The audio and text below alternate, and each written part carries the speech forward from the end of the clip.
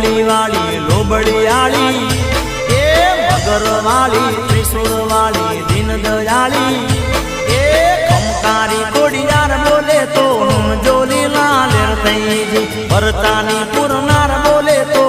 જોલી લાલ થઈ પીળિયા વાળી કોમળી વાળી લોબડી આળી